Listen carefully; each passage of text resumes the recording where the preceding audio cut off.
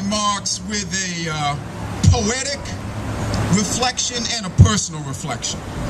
The poetic reflection comes from the poet laureate of Harlem, Langston Hughes, who wrote a poem entitled Harlem. What happens to a dream deferred? Does it dry up like a raisin in the sun? Or fester like a sore and then run? Does it stink like rotten meat? Or crust and sugar over like syrupy sweet? Maybe it just sags like a heavy load, or does it explode? I've lived and worked in Harlem for the past 30 years, and I've learned that the unanswered question of Hughes' poem has haunted Harlem history. But it also has haunted American history. What happens to a dream deferred?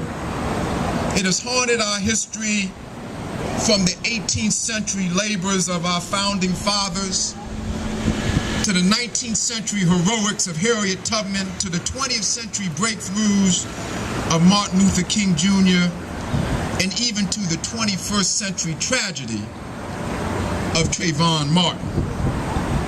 The question, what happens to a dream deferred, has not gone away.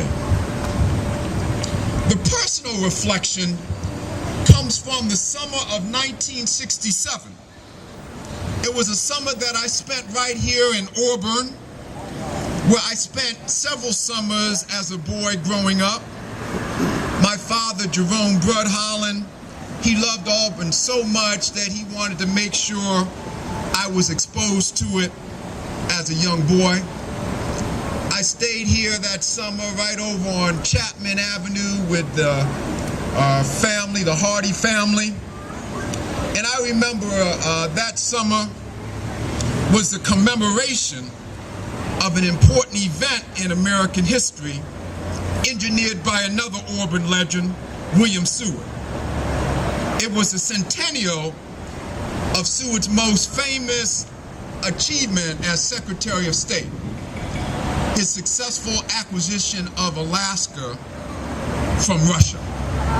And there were activities that summer commemorating that purchase that Seward had engineered. And I remember one day we were at one of the festivities, and I was with Jack, and they were passing out wooden coins with a picture of Seward on it, commemorating this great achievement. And I was past one of the coins, and I turned to Jack and I said, Jack, well, what can this buy me? And Jack said, it can't buy you anything, it buy you nothing. I said, what about even a stick of bubble gum?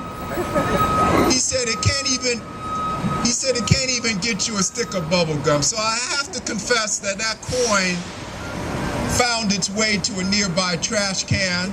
But I wish I had held on to that commemorative token, because I learned that William Seward was indeed a legend, not only in Auburn, but in American history. And I appreciated him even more once I discovered that Seward was a visionary on the slavery issue.